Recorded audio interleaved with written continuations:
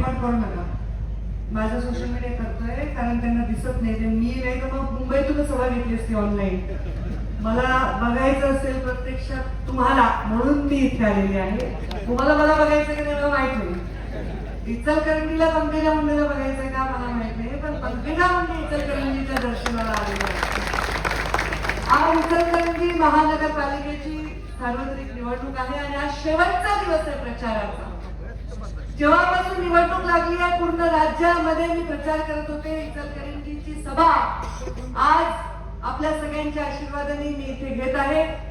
या सभेला आताच आपल्याला ज्यांनी मार्गदर्शन केलं ते आमदार राहुलजी आवाडे, एक तरुण आणि कर्तृत्ववान नेतृत्व आपल्याला या निमित्ताने लाभलेलं आहे.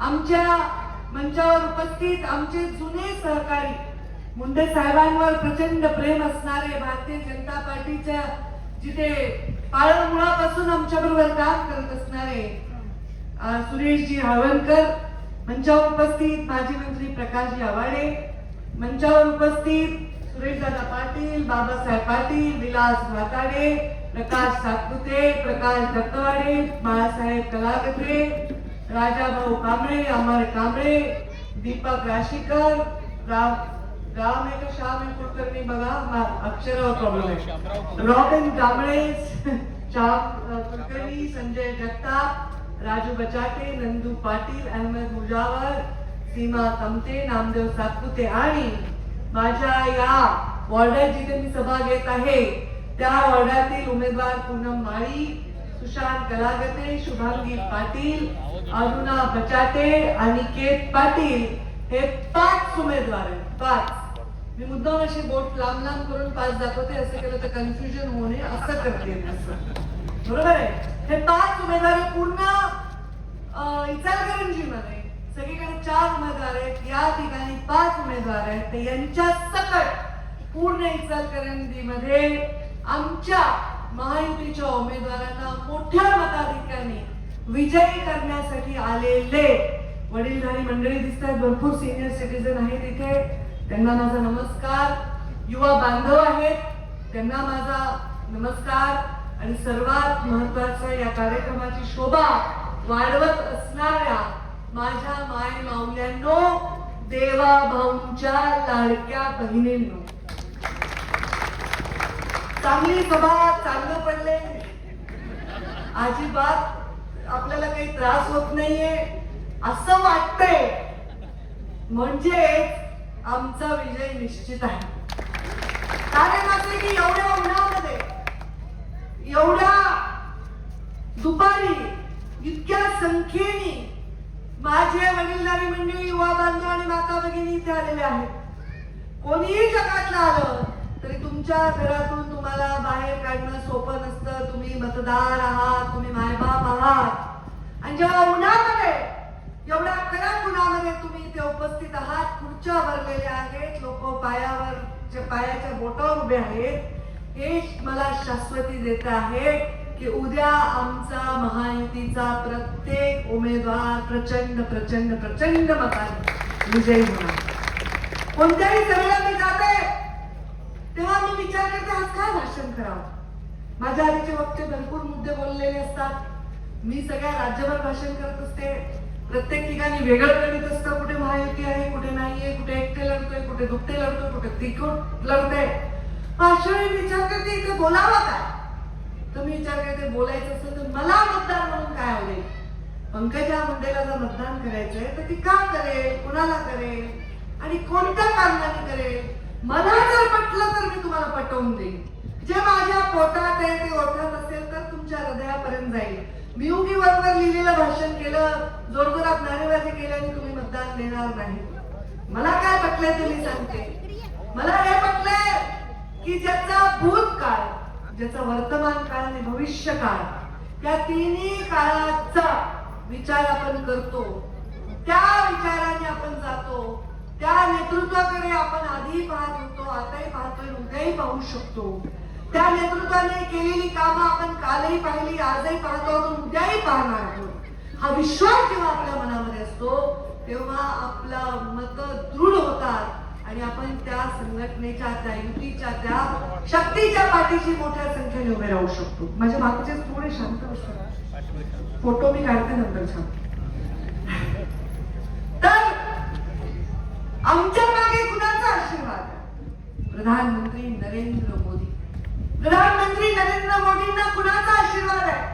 पंडित दीनदयाळ उपाध्याय, पूर्व प्रधानमंत्री श्रद्धेय अटलजी अडवाणीजी, आपल्या ज्या देशाला भारत माता म्हणून संबोधन करणाऱ्या सर्व विचारांना प्रभावित करणाऱ्यांचा पाठिंबा आहे. कारण या देशामध्ये जे स्वप्न भारतीय जनता पार्टीने जन्मापासून दाखवलं ते स्वप्न पूर्ण करण्याचं काम आता भूतकाळात आमचे प्रधानमंत्री मोदीच होते, त्यांनी केलेलं आहे. माझ्या लहानपणापासून मी बघत होते समुद्रावर स्वार झालेल्या प्रभू श्रीरामाचं, वनवासी श्रीरामाचं चित्र. लहानपणी मला कळत नाही राम एवढे मोठे होते, समुद्र पार कसे करायचे. मग रामायण बघितलं, समुद्र पार केला म्हणजे लंकेत गेले, सीता मातेला तिथून आणलं, त्या प्रभू श्रीरामाचं मंदिर होणार. मला जसं कळतंय तसं मी ते पोस्टर बघत आले. पण आता मी जेव्हा पोस्टर बघते तेव्हा साक्षात जे श्रीराम विराजमान आहेत अयोध्येमध्ये, त्या श्रीरामाचा मी फोटो बघते, त्या सुंदर मंदिराचा बघते. हे म्हणतात की जे बोललं ते करून दाखव. काशी विश्वनाथाचा कॉरिडॉर नेहमी आम्ही विचार करत होतो की हा होईल का. कोणत्याही धर्माला न दुखवता नमाजही पडली जाते आणि महादेवाची आरतीही केली जाते. हा मार्ग काढण्याचं काम जर कोणी केलं तर प्रधानमंत्री नरेंद्र मोदी. आणि जेव्हा आम्ही पहिल्यांदा आळवलकरांना आठवत असेल, 14ची निवडणूक जेव्हा लढत होतो तेव्हा आम्ही असा नारा दिला होता, शिव छत्रपती का आशीर्वाद, चलो चले मोदी के साथ. हे छत्रपती शिवरायांचा हा महाराष्ट्र आहे. त्या छत्रपतींचा आशीर्वाद आमच्या पाठीमागे आहे आणि मोदीजींच्या पाठीमागे आहे. आम्ही 14 मध्ये मोठा विजय मिळवला. परत सरकारमध्ये आम्ही आलो. मी का मोदीजींना मत द्यायचंय? कारण जेव्हा मी राजकारणात आले तेव्हा मी कोणत्याही गावात जायचे. आवाळ्याची आपल्यालाही आठवत असे, गावात जाताना नाकाला रुमाल लावायची सोय नसायची. कारण लोक म्हणायचे आम्ही इथे राहतो तुम्ही रुमाल लावून येता, कारण परसदारातून गावात एंट्री व्हायची. माझ्या रात्री जर सभा असेल तर रांगेने मी जात असताना माझ्या मायमाऊल्या डोक्यावर पदर घेऊन रस्त्यावर शौचाला बसलेल्या असायच्या. हे चित्र आपल्याला आता अजिबात दिसत नाही. कारण त्या माऊलीची कुचंबना 2014 मध्ये मोदीजींनी स्वच्छता अभियान दिलं आणि ते संपूर्णपणे स्वच्छता अभियान राबवून आपण आता 100% सगळ्या घरोघरी शौचालय देण्याचं काम केलं. हा विचार का हो कधी स्वातंत्र्यापासून आला नाही? का आपल्या देशामध्ये ज्या ब्रिटिशांनी राज्य केलं, एवढं सुंदर जगावर राज्य केलं, त्यांनी इथे आले त्यांना का नाही वाटलं की आपल्या लोकांना जेव्हा स्वातंत्र्य मिळाल्यावर सरकार आलं त्यांना का नाही वाटलं की हे आपण करायला पाहिजे होती? साधी गोष्ट होती. हर घर नल अभियान माऊलीच्या डोक्यावरची घागर काढून ठेवायला पाहिजे होती. हे का आधीच्या सत्ताधाऱ्यांना वाटलं नाही? का आधीच्या सत्ताधाऱ्यांना वाटलं नाही की चुली समोर स्वयंपाक करणारी खोकणारी ही माऊली, हिच्या हृदयावर, हिच्या तब्येतीवर, हिच्या फुफ्फुसावर परिणाम होतो, तिला गॅसची शेगडी दिली पाहिजे? का नाही वाटलं? म्हणून म्हणलं भूतकाळ, वर्तमान काळ, भविष्यकाळ. जे बोललं ते करून दाखवलं आणि त्याच्यावर थांबलो नाही. ज्याची कल्पनाही आपण नाही करू शकत तेही करून दाखवण्याचं काम प्रधानमंत्री नरेंद्र मोदीजींच्या नेतृत्वाखाली झालं. तिसऱ्यांदा अपूर्ण बहुमताने ते प्रधानमंत्री झालेले आहेत. आणि एक खूप सुंदर कार्यक्रम त्यांनी आम्हाला दिलेला आहे, तो म्हणजे नमामि गंगेचा कार्यक्रम. मी आता पर्यावरण मंत्री आहे आणि तुमच्याकडे आहे काळा ओढा. काळा ओढा ना, आता त्या काळा ओढ्याला गोरा ओढा करायला लागेल आपल्याला, बरोबर? काळा पैसा संपवला, काळा ओढा कसा ठेवायचा? या काळा ओढ्याचं प्रदूषण संपवायचं असेल तर नमामि गंगेसारखे, नमामि चंद्रभागा, नमामि इंद्रायणी, मुळा, मुठा हे सगळे प्रकल्प आपण राबवत आहोत. पण आता आमच्या राज्याचे लोकप्रिय मुख्यमंत्री देवेंद्रजी फडणवीस यांच्या नेतृत्वाखाली, यांच्या विचारांनी आम्ही एक खूप सुंदर कार्यक्रम केला आहे. दिल्लीमध्ये फाईल सहीला मंत्रालयात आहे. आता मला प्रेझेंटेशनला जायला वेळ नव्हता. आम्ही मंत्र्यांची दिलगिरी व्यक्त केली आणि मी म्हणलं मी मतदान झाल्यानंतर येते, मला काम आहे. आता तेज नदी पुनर्जीवनाचं आमचा संकल्प, आमची फाईल मंजूर झाली तर देशामध्ये महाराष्ट्र हे पहिलं राज्य असेल ते सर्व नद्यांच्या पुनर्जीवनाचा पूर्ण आराखडा करून, पूर्ण मॉनिटर करून सगळ्या नद्या शुद्ध करण्याचं काम करा. आणि मग ते सुरुवात जर करायची असेल तर काळा ओढापासून आपण ही सुरुवात करू. हा शब्द अत्यंत आत्मविश्वासाने संरक्षण भिंती बांधणं वेगळ्याचं काम आहे, कचरा उचलणं वेगळ्याचं काम आहे, कचऱ्याचं व्यवस्थापन करणं वेगळ्याचं काम आहे. पण हे सगळं जर एका छताखाली आलं तर आपल्याला कचरा कुठल्याही गावात दिसणार नाही. कचऱ्यापासून ऊर्जा निर्मिती करण्याचं देवेंद्रजी फडणवीसांनी वेळोवेळी सांगितलेलं आहे. कचऱ्यापासून जर ऊर्जा निर्मिती झाली तर अनेक गाव 25 ते 30% संपूर्णपणे त्यांच्या निर्मित केलेल्या ऊर्जेवर जातील, जेणेकरून नगरपालिकेचा खर्च वाचेल, तुमचा वैयक्तिक लाईट बिलाचा खर्च सुद्धा वाचेल. शेवटी आता आपण डोंगर उभे करू शकत नाही, आपण दर्या तयार करू शकत नाही, आपण नद्या परत आखलेल्या सगळ्या जिवंत करू शकत नाही, आपण पर्यावरण पुनर्वत करू शकत नाही. मग तंत्रज्ञानाचा वापर करून आपण मानवाने केलेला कचरा, आपण केलेली घाण, आपण प्रदूषित केलेल्या नद्या यांना परत जिवंत करण्याचं अत्यंत पवित्र काम हे प्रधानमंत्री नरेंद्र मोदीजींच्या नेतृत्वाखाली आम्ही हातात घेतो. आणि मी जेव्हा एखादं काम हातात घेते तर ते मी करते. मला आठवतं दुष्काळी भाग होता, आळवणकर साहेबांना आठवत असेल. मी मराठवाड्यातून आहे, बीड जिल्ह्यातून आले. अत्यंत दुष्काळ होता. 2013 मध्ये प्यायला पाणी नव्हतं. राजनाथजी जालना जिल्ह्यात आले होते. एका आडामध्ये 5000 पोरे होते आणि घागरभर पण पाणी होतं. मुंडे साहेबांनी उपोषण केलं आणि सांगितलं की आमच्या हक्काचं पाणी आम्हाला द्या. तेव्हा मला सांगितलं की आपण एक काम केलं पाहिजे, नदी नाल्यांचं खोलीकरण केलं पाहिजे, मातीचे छोटे छोटे बंधारे बांधले पाहिजे, पाणी अडवा आणि पाणी जिरवा केलं पाहिजे. लोकांची अडवा लोकांची जिरवा नाही झाला पाहिजे. त्याच्यासाठी आम्ही जलयुक्त शिवार केलं. या देशामध्ये सगळ्यात महाराष्ट्राने जलयुक्त शिवार सगळ्या देशाला दिलं. स्वतः वसुंधराजे सिंध्याने मला फोन केला की पंकजा तुझी पूर्ण टीम राजस्थानला पाठव, मला तिथे जलयुक्त शिवार करायचंय. जलयुक्त शिवारच्या आधी 2,500 टँकर माझ्या जिल्ह्यात होते. एकही टँकर राहिला नाही. पुढचे 5 वर्षही टँकर राहिले. म्हणजे मी जर राजकारणात नाही राहिले तर पाणी मात्र घरात घरात गेलं. देवेंद्रजी फडणवीसांची महत्वाची योजना जलयुक्त शिवार आधी त्याचं कौतुक होतं. मुख्यमंत्री ग्राम सडक योजनेचं कौतुक होतं. जर एखाद्या गोष्ट ठान ली तो फिर मैं अपने आपके भी नहीं सुनती, बाकी सुनती हूँ, आपने आपके नहीं सुनती. आणि मग कष्ट करायला, संघर्ष करायला, पटवून द्यायला, नेत्यांच्या समोर जाऊन विषय मांडायला कमी पडणार नाही. हे आमच्यावर आमच्या पक्षाचे संस्कार आहेत. आता मी हे जाऊन हे विषय मार्गी लावणार म्हणजे लावणार. पुढची खेप तुमच्या काळ्या घोड्याच्या संदर्भातच होईल आणि त्याच्या पुढच्या भविष्याचा त्याचा काळात चेहरा आपण बदलून टाकू. इथल्या टेक्सटाईल इंडस्ट्रीमुळे झालेलं प्रदूषण मोठं आहे. आता काही रेड झोन असतात, तिथे इंडस्ट्रीला परवानग्या दिल्या असतात, प्रदूषण गृहीत धरलेलं असतं. त्याच्यामध्ये तंत्रज्ञान प्रयत्न करू. ZLD झिरो लिक्विड डिस्चार्ज हे आता भविष्य आहे. आणि जे पाणी आपण वापरतो, जे सांडपाणी म्हणून टाकतो, त्यालाच प्रक्रिया करून पुन्हा वापरता येतं. जरुरी नाही की ते प्यायला वापरायला पाहिजे माणसाच्या, पण ते आपण झाडांना देऊ शकतो. आपण ते पाणी ट्रीट करून शेतीला काय देऊ शकतो. या सगळ्या गोष्टींवर ZLDच्या माध्यमातून प्रयोग होत आहेत. खूप तंत्रज्ञानाचा वापर होतो. हे झालं माझं खातं. फक्त माझ्या खात्याचं मला काही कळतंय का ते तुम्हाला सांगण्यासाठी मी बोलले. नाही तुम्हाला वाटतं ह्यांना काय कळतंय पर्यावरणाचं. काही वेगळ्या भाषा आधी तर ग्रामीण मंत्री होत्या, ग्रामीण माणसाला काय पर्यावरण कळतं. तर म्हणून मी तुमच्याशी हे बोलले. महत्वाचा विषय मी सांगत होते की भूत, भविष्य आणि वर्तमान या सगळ्या नद्यांचं पुनर्जीवन. मोठे मोठे नॅशनल हायवे आमच्या गडकरी साहेबांचा उल्लेख केला नाही तर ते अपूर्ण नाही. या महाराष्ट्राला त्यांनी महामार्गाने नटवले. आज समृद्धी मार्ग बघा, आज इथे काय आपल्या काय ते शक्ती पीठांचा मार्ग बघा. मी अष्टविनायक केलं होतं माझ्या आईला घेऊन. आता काही माझ्या पोटातलं पाणी आणलं नाही आणि हेच अष्टविनायक मी 10 वर्षापूर्वी केलं. एकही मनका जागेवर राहिला नव्हता. ही परिस्थिती होती. मुंडे साहेबांचा प्रचार मी केला 2009 मध्ये. मनक्याचा कायमचा आजार मला लागला. पण जेव्हा मी लोकसभेच्या माझ्या प्रचारात गेले, मला गाडीमध्ये मी जेवत होते, कधी कधी घाईमध्ये स्नान करून यायचे, गाडीतच तयार व्हायचे. जरा पण माझा इकडे तिकडे मेकअप झाला नाही. मेकअप नाही मी काही फार करत नाही, पण तरी म्हणजे मला असे रस्ते झाले. म्हणजे हे स्वप्न मुंडे साहेबांनी मला आठवतं ते बिचारे पूर्ण करायला जे मी राहू शकले नाही, पण ते स्वप्न पूर्ण झालं. किती प्रगती झाली. आज तुम्ही इथून मुंबईला गेला बघा, किती प्रगती झाली, किती रोड झाले, कोस्टल हायवे झाले, मेट्रो झाले, भुयारी मार्ग झाले.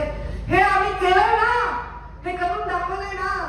मग आता आमचं दिल्लीत सरकार आहे, आमचं राज्यात सरकार आहे, पुन्हा इथं सुद्धा महायुती आहे, तुम्हाला तर कशाचीच प्रॉब्लेम नाहीये.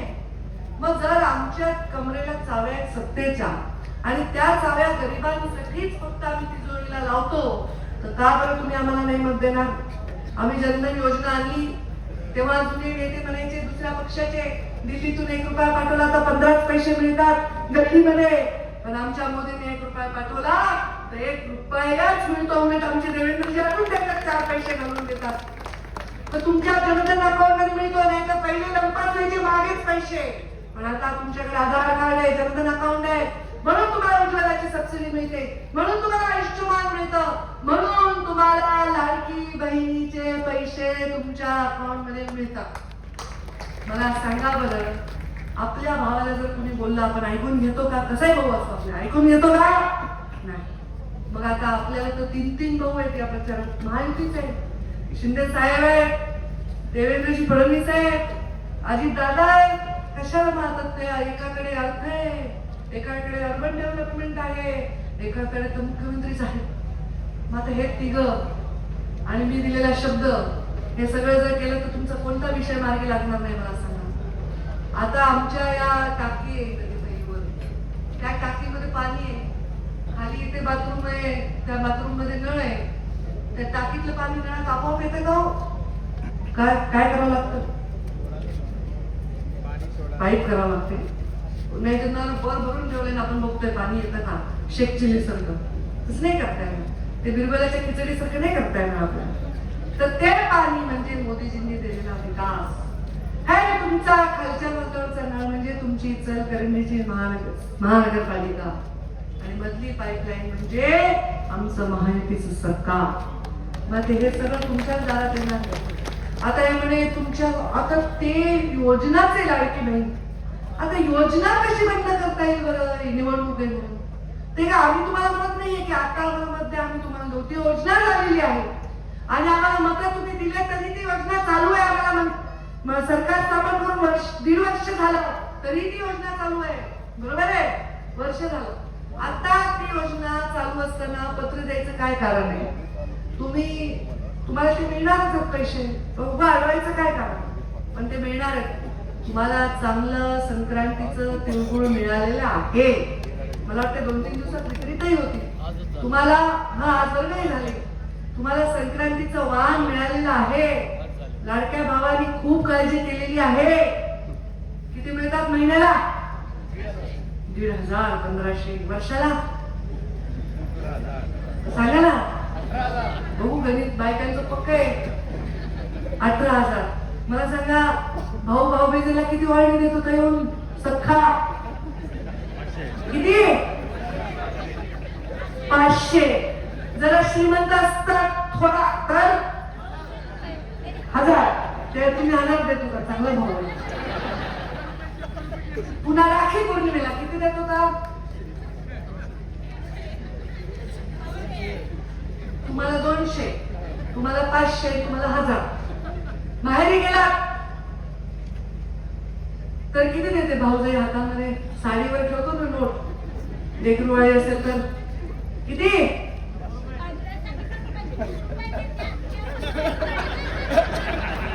बोला काय म्हणणार तुम्ही? परत सांगा.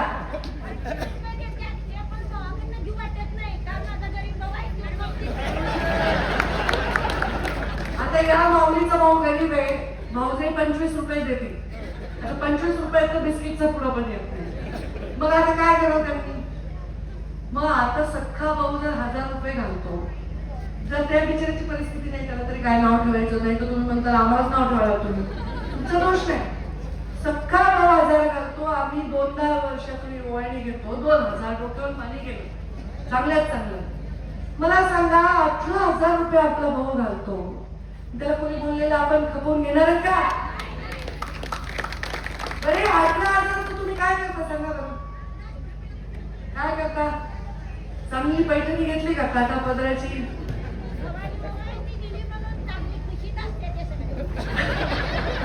भाऊजाईवर चाललंय. चांगली पैठणी नाही घेतली, एखादा दागिना गेला का? सोनं एवढं महाग दागिना तर विसरूनच जा. का हॉटेलमध्ये जाऊन जेवलात मस्त, पार्टी बिटी दाबून करत नाही, ते भाऊ यांचं काम आहे. मग आता हे 18,000 रुपये तुम्ही कशाला वापरता, मला तरी सांगा. कशाला वापरता? राशन मोदीजी देत आहेत, गॅस देत आहेत, वेगवेगळ्या सबसिडी देत आहेत, शेतकरी सन्मान योजना मिळतात, 18,000 तुम्हाला दिले, ते तुमच्या सन्मानासाठी दिलेले आहेत. तुम्ही ते वापरता, ते स्वतःसाठी वापरत नाही. मला माहिती आहे, मुलीला जर कम्प्युटरचा क्लास करायचा आहे, त्याची फी 2,500 रुपये आहे, तर ही माऊली ते पैसे काढून देते जे लपवून ठेवलेले असतात, अकाउंट मध्ये असतात, नाही तर गाडीचे डब्यात असतात. तुम्ही काय अशा उघड ठेवता का? नवऱ्यापासून लपवता की नाही पैसे? तो आपला धर्म आहे, लपवलेच पाहिजे, नाही तर गेलं म्हणून समजा. मग सासऱ्याला खूप खोकला आलाय, काय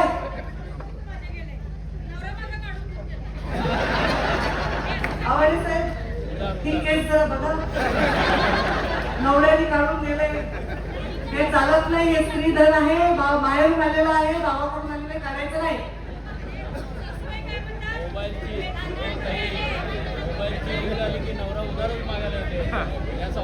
नवऱ्याला व्याज लावा.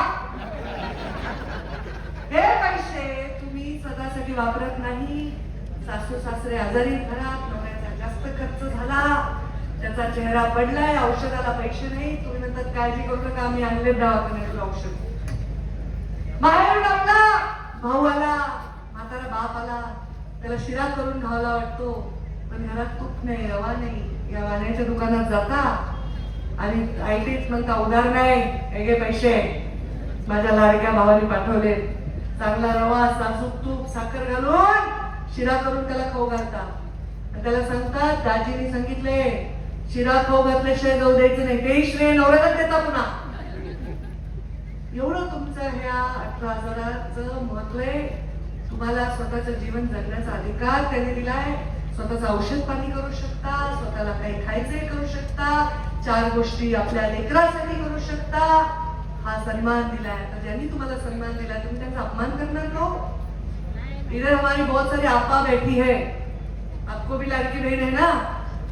मी तर नेहमी म्हणते, आपा हो या ताई, दादा हो या भाई, सगळ्यांना आमच्याकडे सारखा न्याय. दोघीच आमच्यावर आरोप करतात. कोणता न्याय हा जाती धर्माला बघून दिलेला आहे सांगा?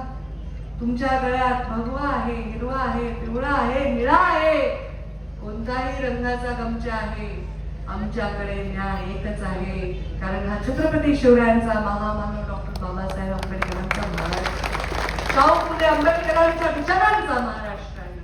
तिथे माणसाच्या अंगातल्या लाल रक्ताला किंमत आहे, त्याचा रंग सगळ्यांचा सारखा आहे. त्यामुळे ज्याचं भूतकाळ जे बोलतो, वर्तमानात जे वागतो आणि भविष्यात करून दाखवतो, ते मोदीजी, ते देवेंद्रजी, एकनाथ शिंदेजी, अजित दादाजी, त्यांची जी युती आहे, महायुती आहे, याला आपण येणाऱ्या 15 तारखेला आशीर्वाद द्या. खरंच ऊन कमी असतं तर मी अजून अर्धा तास बोलले असते, कारण तुम्हाला ऊन लागेल, मला काही नाही, आम्हाला तर मंडपच नाही. आम्ही असंच असतं, मी तर जेव्हाही मंडप असतो सावलीत, मी उन्हात लोक, मी बाहेरून भाषण करते, पाऊस पडत असतो मी बाहेरून भाषण करते. तर आम्हाला गोपीनाथ मुंडे साहेबांनी नाही सांगितलं की आपण सावलीत राहायचं, लोक उन्हात पाहिजे, आपण पावसात नाही भिजायचं, लोकांनी मात्र पावसात भिजलं पाहिजे. तुम्हाला जे पाहिजे तेच आम्हाला मिळालं पाहिजे. तुमचा जो संघर्ष आहे तो आम्ही अनुभवला पाहिजे. म्हणून तुम्हाला ऊन लागू नये म्हणून तुमच्यावर विश्वास ठेवते. तुम्ही मतदान देणार असं गृहीत धरते, धरू ना, देणार ना, कशाला देणार, कशाला? 5 कमळ पलीकडच्या वॉर्डात, माझं भाषण ऐकायला बाहेरचे आले असतील ना. पलीकडच्या वॉर्डात कुठं धनुष्यबाण आहे आमच्या श्रीरामाचा, कुठे महालक्ष्मीचा आमच्या कमळ आहे, आणि कुठे घड्याळ असेल. घड्याळावर तर वेळेत जावंच लागतं. हे 3 चिन्ह लक्षात ठेवा आणि येणाऱ्या 15 तारखेला आशीर्वाद द्या. आव्हाड यांच्या नेतृत्वाखाली आमचे सगळे सिनियर हळवणकर यांच्या सगळ्यांच्या प्रयत्नांनी ही महानगरपालिका निवडून आणा. तुमच्या विकासाची ग्वाही स्वतः देवेंद्र फडणवीस, स्वतः शिंदे साहेब, स्वतः अजितदादा, स्वतः मी पंकजा मुंडे घेते आणि आम्ही तुमचे जे शब्द दिले ते पूर्ण करून दाखवतो. कारण तुमचा नाराच आहे, जे मनात ते मनपात, आणि जे मनपात ते मनात. आणि त्या एवढा सुंदर नारा आहे. तो यशस्वी करून दाखवा एवढं आपल्याला आवाहन करते आणि माझ्या आव्हानाला विराम देते. जय हिंद, जय महाराष्ट्र.